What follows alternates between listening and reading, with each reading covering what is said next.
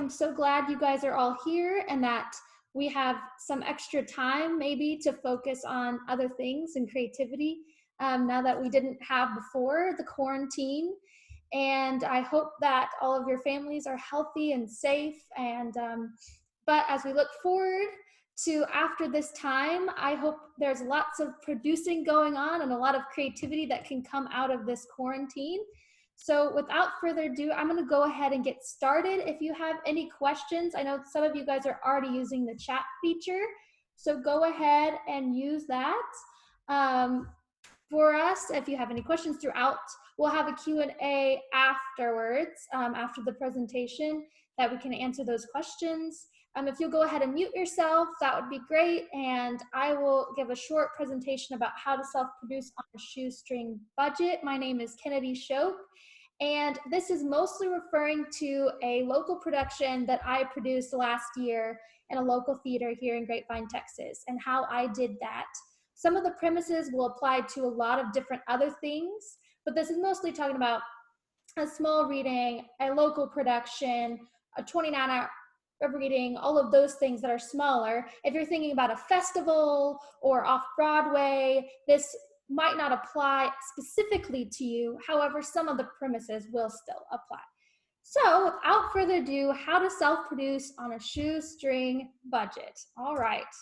So what is producing? Well, the definition that I came up with was producing is knowing what you want and then making it happen. I know it sounds pretty simple and simplistic to describe it like that. However, it's hard sometimes to know exactly what you want, and that's half the battle. And then producing is gathering all of the things that you have, your resources, to then indeed make it happen. All right, so when you think of producing though, the first thing you think of is money, right? How do we get the money? Well, when we're talking about a shoestring budget here in this instance, I want to encourage you to think about other limited resources.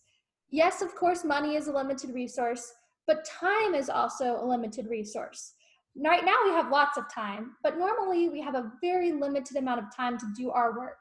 And I like to say, you can use time to make money, but money can't buy time. So I usually argue that time is way more valuable than money. And then lastly is you. You are the only one that can tell your story the way it needs to be told.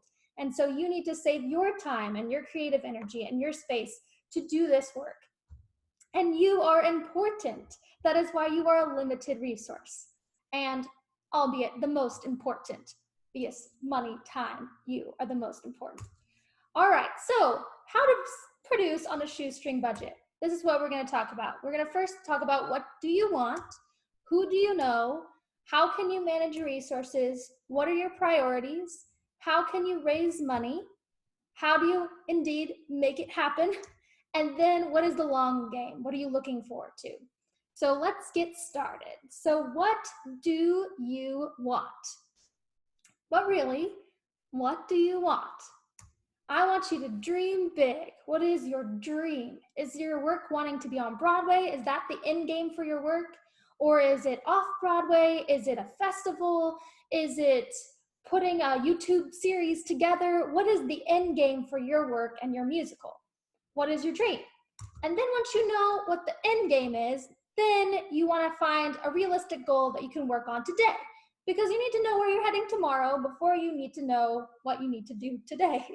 So what is a realistic goal on your path to that dream? So if you're trying to go to Broadway, maybe your next step is to put together a reading together. So that's your next realistic goal.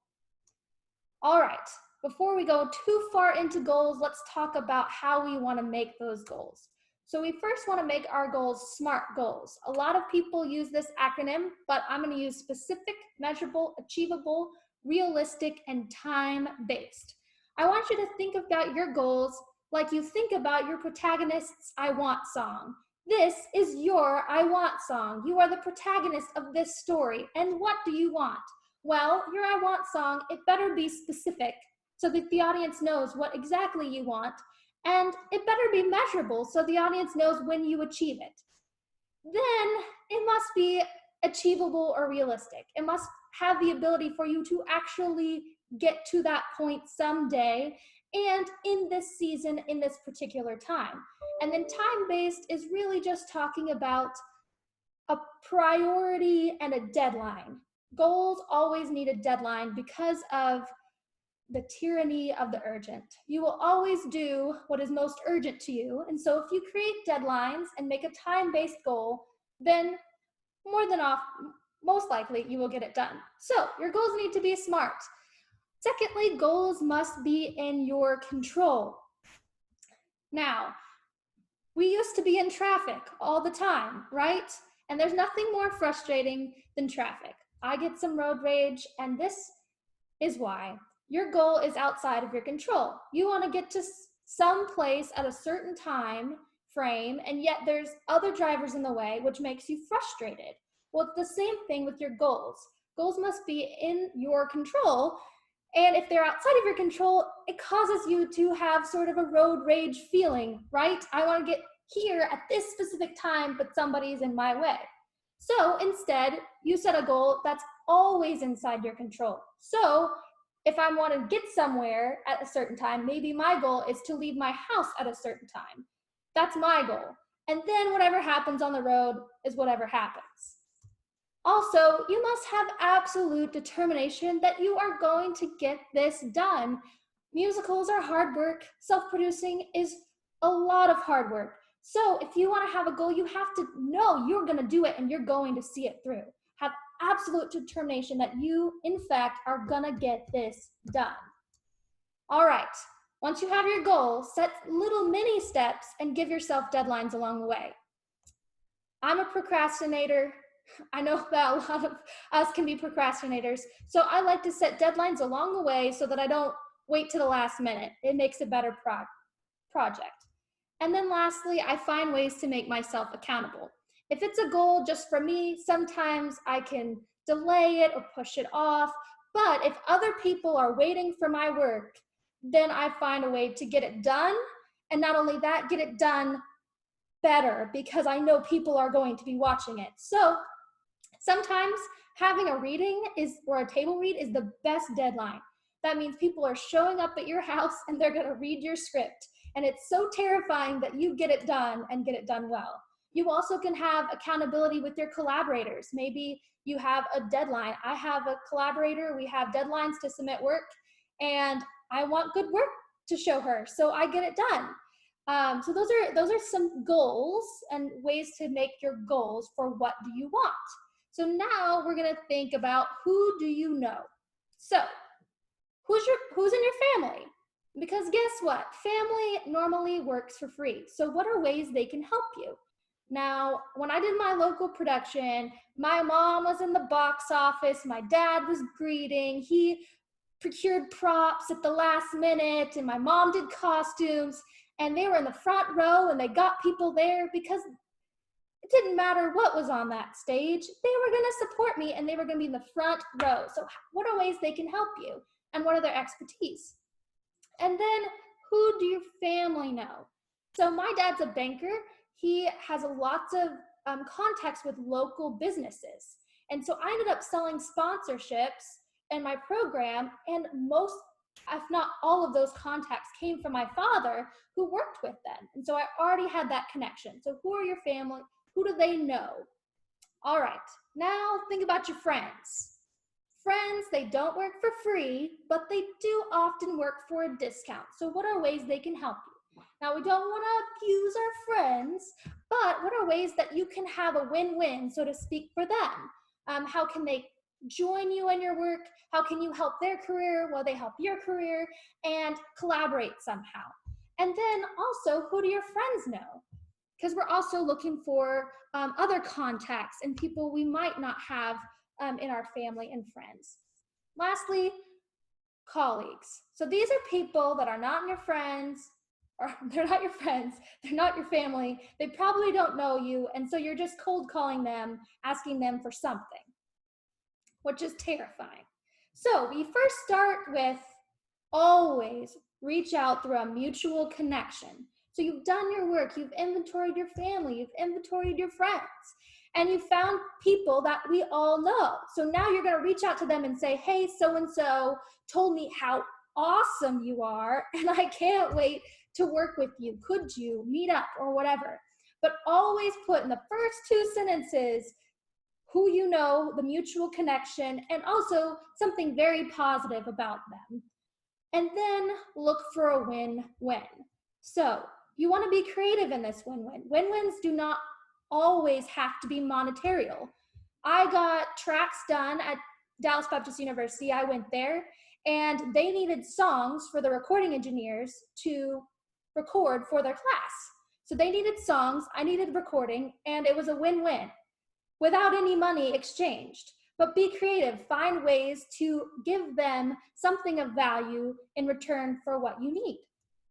Look at things from their perspective. Be in their shoes. Try to help them like you would want to be helped, because one day you might be sitting in their shoes.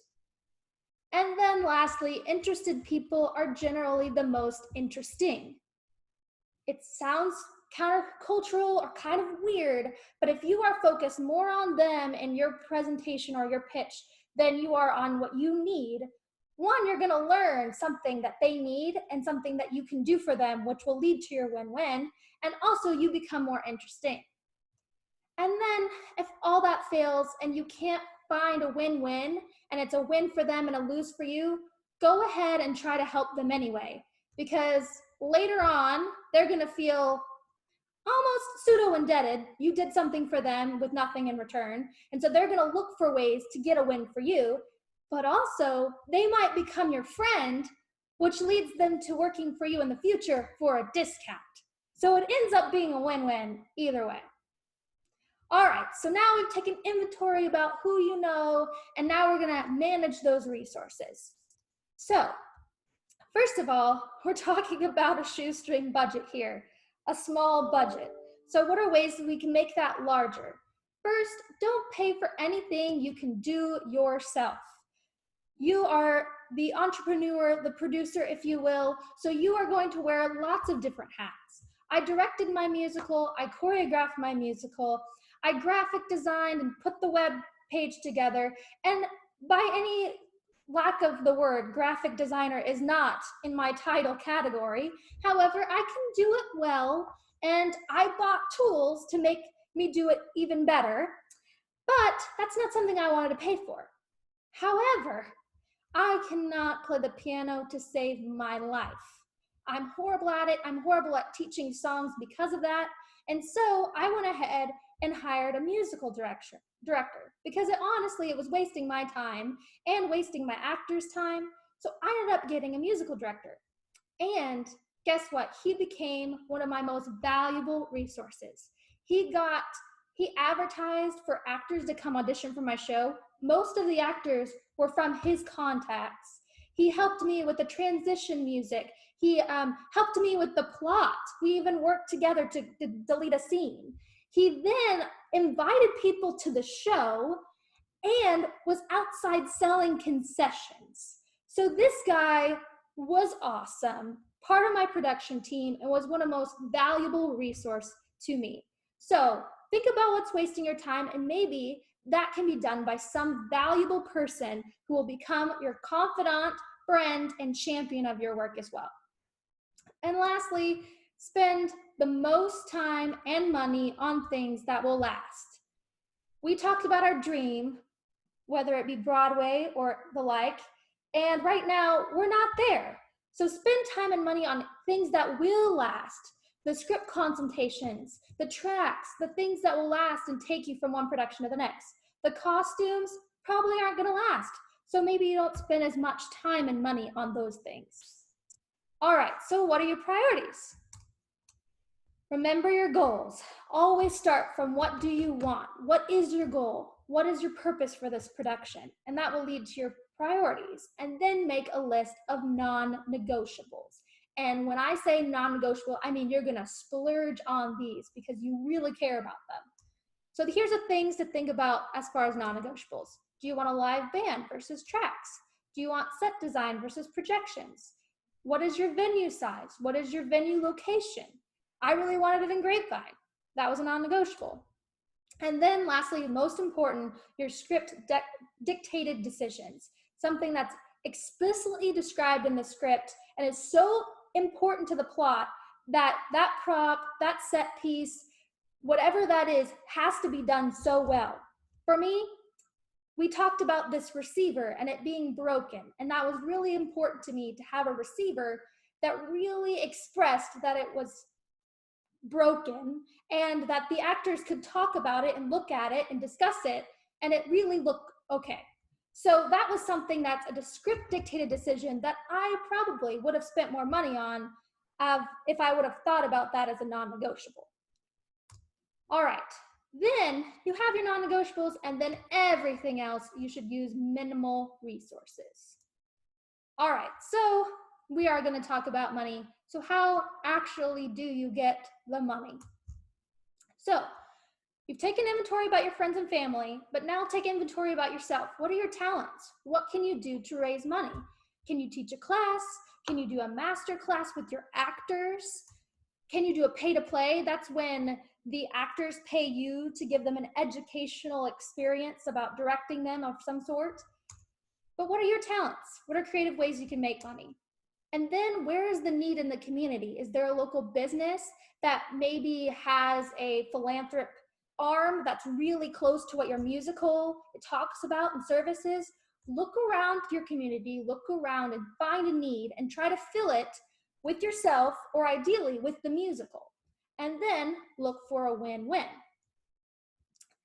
Normally, when you're raising money, you're going to have to give something in order to get something. So can you sell ads? That's what I did. It was extremely helpful. Can you teach a class? Can you barter other skills for money? Maybe you're good at other things. Maybe you can trade in some way. And then equity. Now, this is something that's maybe later on down the road, but selling a portion of your musical and the profits of that production to someone, that's a portion of your company. So that's, to me, left for a little bit longer down the road when I have money and profits to share. However way you need to get money, though, that might be needed to be considered. So now, this is why I stray around from equity, because in the beginning, you will likely have to give more than you receive. In the beginning, you might charge $2,500 for a full page ad, but later you'll be able to get more. I'm sure those go for much more on Broadway. On Shark Tank, the more money they give you generally equates to more equity or more say in the company. And the younger the business, the more equity they tend to have to give up, if you've watched that show. It's the same kind of thing. So you're early on, you haven't established a presence in this business, and so you're generally going to have to give more time, more money, more equity, or whatever you're offering. So how do you in fact raise the money? Well, you can use sponsorships. That's what I did. I contacted local businesses and sold ads in my programs. I had a projection screen at the back of my the stage so that was scrolling during intermission. So I did a whole little package for the sponsors, invited them to the show, recognized them at the beginning and thanked them. That's something you can do. Takes minimal time and minimal money to put that together, with a lot of money in return. And then as far as investors, maybe there's family and friends that might want to invest in you and with something in return that you can come up creatively. But those are two options. So you've got all the money, so how do you make it happen? Well, you're going to use your resources that you've gathered, time, your money, and then you're going to use your network. You're going to call all those colleagues that you want to make a contact with using your connections, and then you're going to make a plan of attack. Things start happening fast, so it's good to have a plan. So first, make sure your show is the best it can be. I can't stress this enough. People are going to watch it, people are going to see it, and you only have one premiere. So make sure you go to a dramaturg or get a script consultation or use the resources on themusicalwriters.com to make sure your show is the best it can be. Have readings, have local actors. Actors are very invaluable resources. Speak into your show, all of those things. Make sure it's the best it can be. And then make a budget. budget time first. Budget time to carve out to give to your musical in the weeks, months to come. And then sit down and budget your actual physical money. How much money do you need to raise? How much money do you need to spend on your non-negotiables? Set that apart first. And then the other ones should be small line items in your budget and should go from there. Then consider, after making a budget, how much front money do you need and how are you going to get it? Go out, start making contacts with potential sponsors, potential investors, and start that early. Then you need to find a theater. I lucked out. I used to dance at a place that had a theater, and I asked them if I could use their theater. I was actually in the first production in that specific theater, so it was a great connection, and I'm sure she gave me a discount because it wasn't that expensive.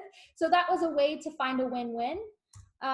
Then I find a band or a way to have tracks. As I mentioned before, I did tracks, but I could have had a band with my musical director.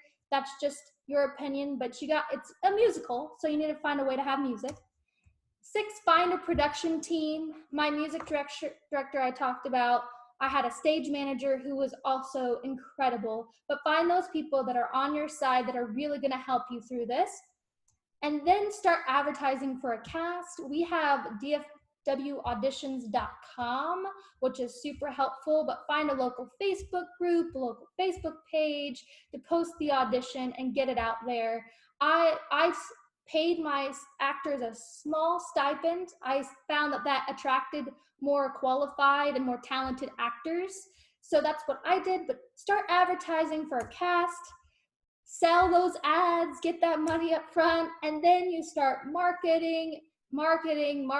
Try to get it a local newspaper, try to tell all your friends, get on social media, use paid promotions on social media, all of those things. Then think through merch. Do you want to have merch? Usually you won't get a lot of return for that, but it might help your branding or the overall effect of your musical, and you can keep it for later. Tickets, how do you want to do that? Do you want physical tickets in hand? That was really important to me, so that was something I had to consider. And then discounts. I did a ton.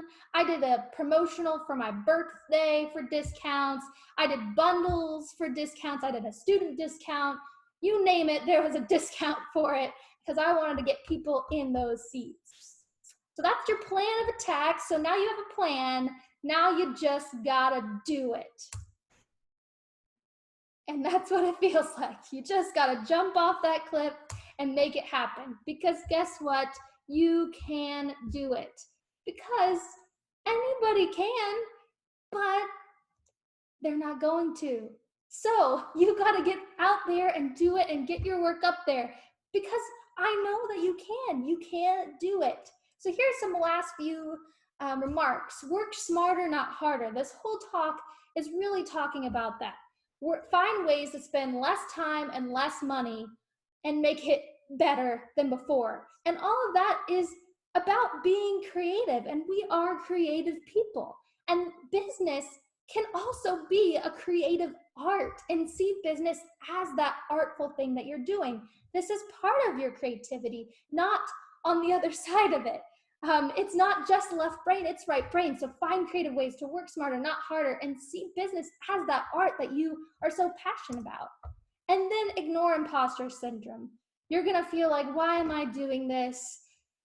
I'm not good enough. I've never done this before. What's going on? All of these negative thoughts that are going to come through your head, ignore those, because just like I said, of course, anybody can do this. They really can, but they're not going to, and that's what sets you apart. You're out there doing it. You're passionate about your work, and you're making it happen.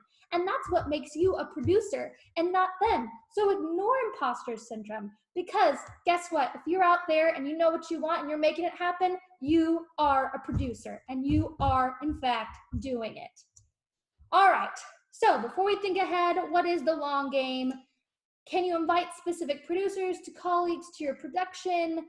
Can you find local theater managers to invite? How can you use this production for future marketing? And what did you buy that you can use in the future? All of these are just things to think about almost before you do the play, just so that you have the next steps after. So what is your next step towards your dream? Is it a 29-hour reading? Can you invite local investors? What are you doing from this stage to get it to the next stage? All right, so you've done it. What is next? Well, you're gonna rest. You're gonna put your feet up. You're gonna go on vacation when we can. You're gonna do it. And then you're gonna work on other projects. Maybe there's something you've been neglecting because you've been all focused on this one thing. Then also work on other creative disciplines. I found that I really liked graphic design during this whole process. And so maybe I design a web page or I do another thing. I also write songs for myself. So I work on those things rather than just musicals. And then you start again. All right. I have time for some questions. I'd love to hear from you. I'm going to close this out at the screen, but let's see if I'm going to look at the chat. Is there any questions on the chat? All right. Go ahead and unmute yourself and we'll open it up for some questions. Yes? I'm wondering about the statement, make sure your show is ready and at its best. I love that sentiment, but I also know that most of us in the creative arts tend to lean towards perfectionism. And if you're doing most of this on your own, as you demonstrated so beautifully with your success, I always feel like I need somebody else to say, okay, that's enough. Now you're done. It needs to move on to the next step, to have some type of artistic accountability with that. And you sounded like you were lucky enough to have that musical director, but did you have anybody else around you saying, it's ready, Kenady, that's enough, go forward? That's an excellent question, because I think we have to toe the line, like you said, between being extremely perfectionistic. I think I had a composition teacher that worked with me for a while, and he said that it really never feels like, you never get to this point where like, wow, it's perfect. It feels ready. Like you never really feel like it's ready. I think it's ready when you're okay with showing it to people. And I think it's a very weird line of, I think you have to be aware of that. At some level, you're going to be terrified no matter what stage it is to share it with people, because it feels like you're giving a part of yourself away or something. But that same aspect of, I'm ready enough, I'm like, I feel confident enough in this to show it to people, and I'm okay with it. But it's not perfect, because it's never going to be perfect. And I think I err on the other side. I think I'm like, yeah, sure, let's see how it goes. And then there's some people that are like, I can't show it to anybody. So I think whatever you need to find steps in your natural writing process, is that getting a certain compliment from my composition teacher that it's ready, is that having a collaborator say, I think this is ready. But having certain markers in your own process that kind of worked for you and get you out of the perfectionism would be sort of my suggestion. Awesome answer. Thank you. Welcome. I see one from Nancy. You said for one woman shows, can you suggest points? Yes. Thank you. Can you hear me? Yes, I can. Okay, so you're looking for like just pointers in production, or what specifically? Well, I won't be hiring a cast. Obviously, I certainly want to hire a stage director. And most of it's actually a cappella, so that part's kind of covered. Writing the music and still writing the script. I think I'm interested in marketing ideas for one-woman shows and script points for one-woman shows. Okay, yes. So I didn't tell you guys, but Holly has worked on an adaptation of this kind of PowerPoint presentation to be downloadable. And so it's kind of a workbook that you can work through, and it's on musicalwriters.com. It's free for members. It's $7.95 if you're not a member. But that might be a great place to start. It kind of works through getting your goals and shaping your musical. everybody's musical is different, Nancy, and so it's hard to speak to your specific. Women, one woman, you already have a low budget kind of scheme to that. So that's the benefit. You kind of wrote yourself into this beautiful niche of this is not going to be too expensive to produce, which is nice. So I would spend the money that I would spend on actors, costumes, the things that are costumes or sunk costs at the end of the day. All of those things I would spend on what you just said, marketing, because I think it'll be hard, in my perspective, to get people to come. A lot of my people that came were friends of the actors. And so because I didn't do it in a community theater that had people that just come no matter what's playing. So I think if you could get it into like, I don't know if people do like a season of works, or if you could kind of put it together of some sort with other things so that people will just naturally stumble along. That would be an ideal situation if there was like a reading series or new work series that you could just be a part of. Okay. I think that would help get people there. But if not, then find ways to creatively advertise it. What does your show speak to? Is there people that can advocate for it? It's a one-woman show. Mark said good luck with that. That's much harder for women. So maybe you blow it up about it being a one-woman show and you put it on some woman activist group sites. I mean, you can go all ham about it, but what are you speaking to? Is it feminine in nature? Is it feministic? You know, can you get an advocacy group on your side to support you too? Could you raise money sell your ticket? The tickets go to some sort of support group that you're looking for followers of somebody and something, and you're looking to kind of steal those people to come to your show for that moment. So those are just some thoughts and ideas, but I'd have to talk with you more one-on-one about your show specifically. Thank you. That's very helpful, Kenady. You're welcome. Any other questions?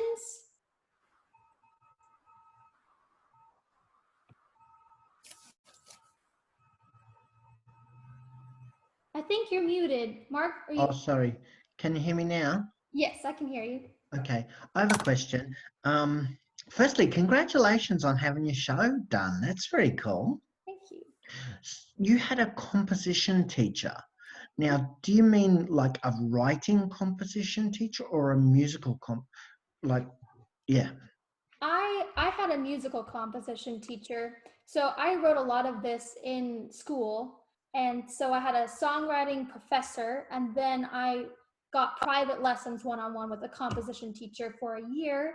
And now that I'm out of school, I can still call him up for like one-on-one sessions if I want to.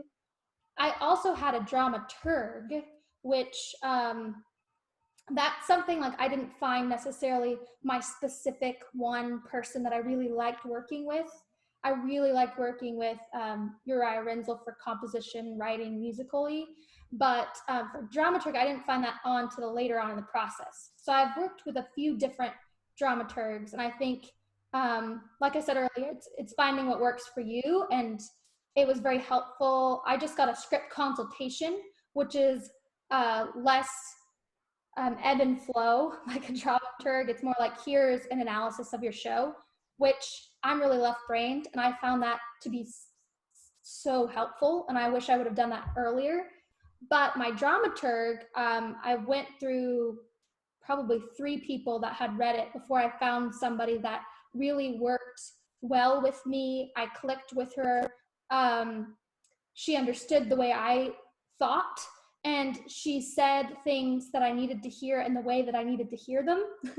And so I think if you're looking for people to help you, 1, don't give up, and 2, keep trying different personalities and people, and maybe being upfront in what you're looking for is helpful.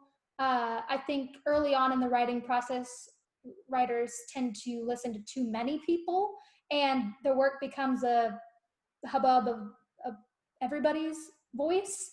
So you want to find a balance between sending it off to a bunch of people for feedback and really finding somebody that you work really well with. You're generally going to spend money on these people that are reading your work. So you want to spend your money wisely on people that really help you and like your work and want to pour into an investment. I had trouble myself finding a good composition teacher. I just don't know. How did you find that? Well, I had it through school, so I got kind of lucky. He was my teacher, and then he has composition lessons on the side.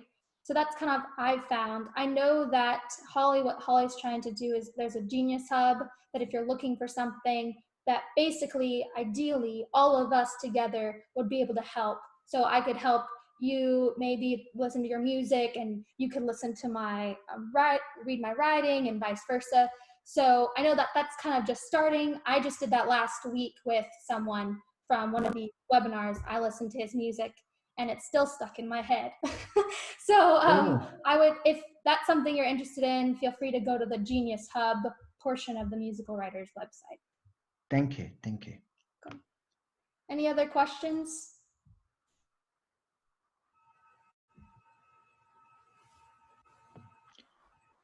Erica has one online. Oh, yes, I see that. How do you deal with flaky collaborators?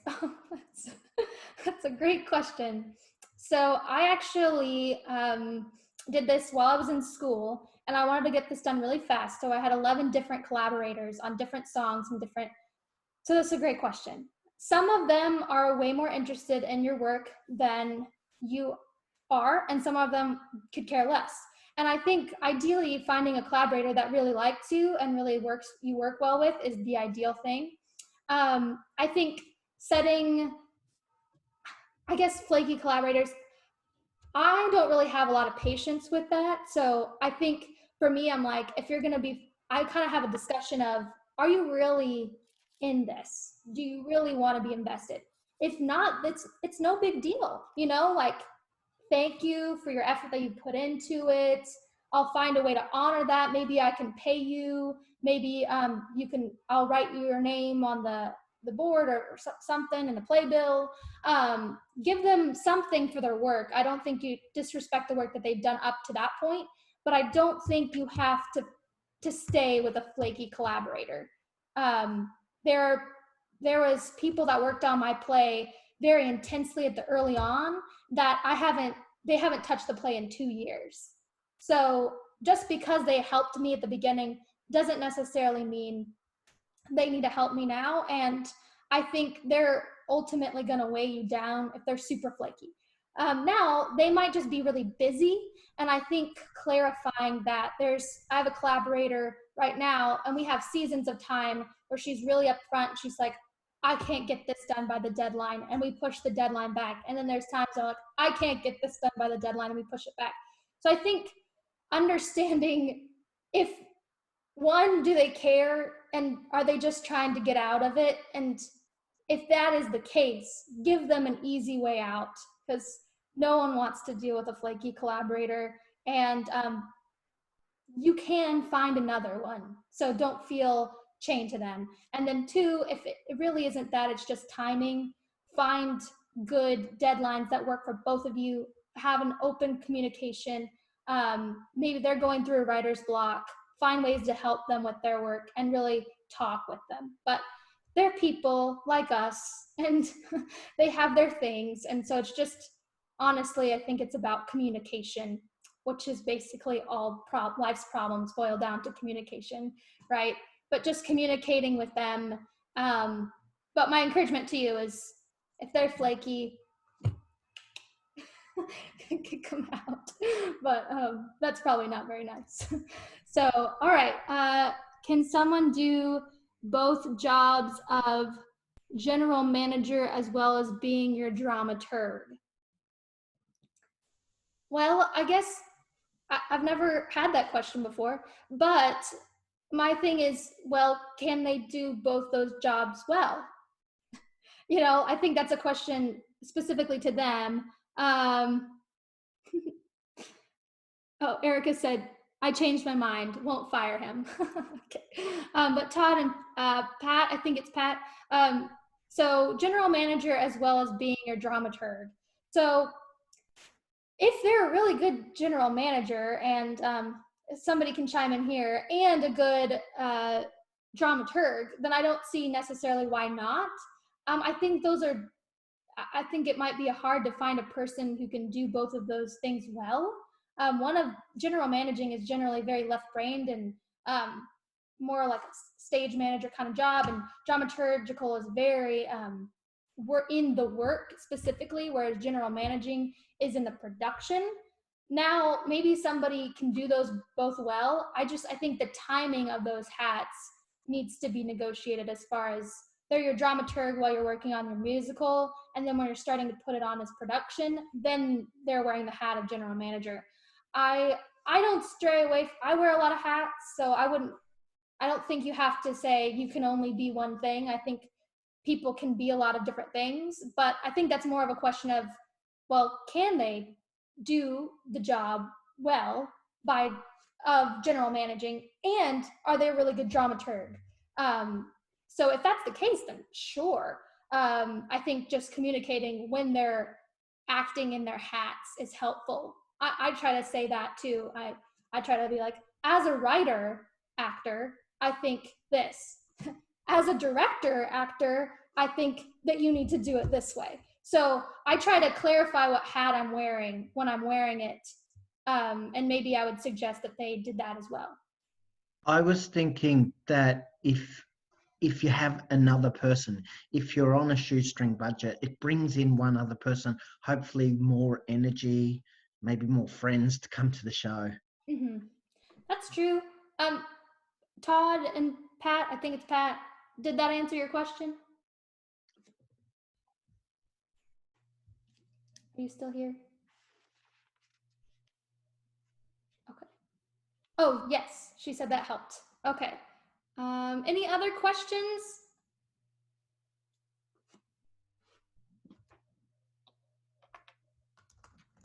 I'd just like to say thank you. I thought this was wonderful. Appreciate it very much. Thank you. Yes. Richard, I was going to reply to that. He asked a question, did your musical director require future interest in your score because of work on your production? No, he did not. And that was very kind of him. I think that he invested a lot in my musical, and so I think that would have been fair for him to ask, because he worked with me. He's probably the closest person that worked with me through the whole process. However, he never put any of his creative material in it. I think that's the jurisdiction of him, and you need to discuss before. This musical. So my composition teacher, that's what I was talking about. He did not ask for any interest in the music. I paid him through the school or on the side. And even though he probably could have asked, he didn't. As far as my musical director, he did not. He was mainly, what a musical director should do is taking what I wrote and making it come to life. It would be like asking the director asking if they could have rights to your musical. However, if he did substantial work to arrange the music that I didn't have I had an arranger or someone I worked with closely that arranged a lot of music. If he arranged the music, then I think I could justify giving him a portion of my royalties. However, he didn't. He just taught things. He could have asked, but the composition teacher I talked about, he actually gave me one of his songs to put in my musical. So he ended up getting some limelight and honor because he helped me, and that was really generous of him. So he ended up just giving one to me. But honestly, I don't know, Richard, if that comes from a specific instance that has happened before. I think if you can't deal with it, just communicating one-on-one, I think having an arbitrator or a mediator between the two of you is really good. And then lastly, having a lawyer. I know that Holly has some information on some lawyers, but that would be if it got really bad. But I think it's as far as giving people royalties to your work, you want to analyze that. Was this work done for the specific production and I can pay them? Or was this like substantial creative energy that was put into the show itself that changed the course of the show for its life forever? Then I might consider giving them royalties. Did that answer your question? Kenady, Yes. Nancy accidentally sent something to me privately as opposed to you. So it said, Kenady, can you repeat the SMART acronym again? Thank you. Yes. The SMART acronym, let me see, I can pull it up too. Let's see. Okay. It's also in the downloadable that Holly will post on the Musical Writers page, but it's specific, measurable, achievable, realistic, and time-based. So, but that's for a visual if you need it. Specific, measurable, achievable, realistic, and time-based. All right. All right. Of course, if you need to go or anything, you're welcome to hop off. I'll stay on a little bit longer in case that there's any more questions.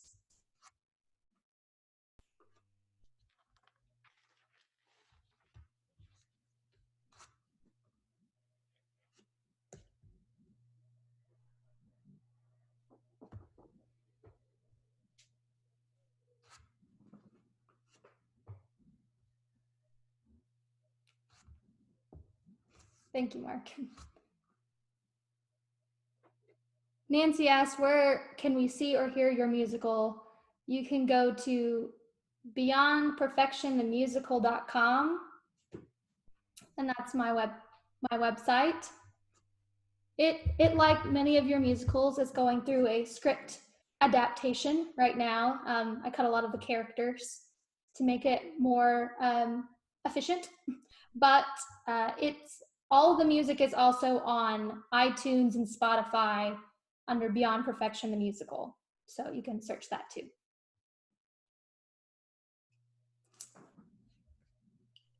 All right. Thank you so much. I enjoyed this class, and stay tuned. I know Holly has some great things planned on musicalwriters.com, and I hope that personally I'm a member and there's lots of things there. So if you have any more questions, feel free to email me or ask me. Holly, you can respond to the email Holly sent you and she'll get those questions to me. And like I said, check out the Genius Hub. There's lots of experts besides me out there that may want to help you with your musical. So, hi, could you just, before you go off, could you just suggest someone that I could ask a question about a development company? About a development company? Yeah, someone wants to develop my work. It's a theater that wants to develop it, and I don't know, what I have to give up to have that happen, or how dangerous is that, I guess. Right. Holly's on the call. I know that Holly's worked with some things like that. I would personally ask her. But Holly, do you have anybody else? Yeah, just email me. You can respond to the Zoom link email that you received, and that will come straight to me. Any questions anybody has following this, if you think of something after you get off, just go ahead and shoot that email to me. And if it's something for Kenady, I can send that on to her. If it's something that I can answer, then I will get that for you. And if it's something that I don't know, then I will find the answer and find who we need to talk to. But yes, feel free to email. Thank you. Mm-hmm.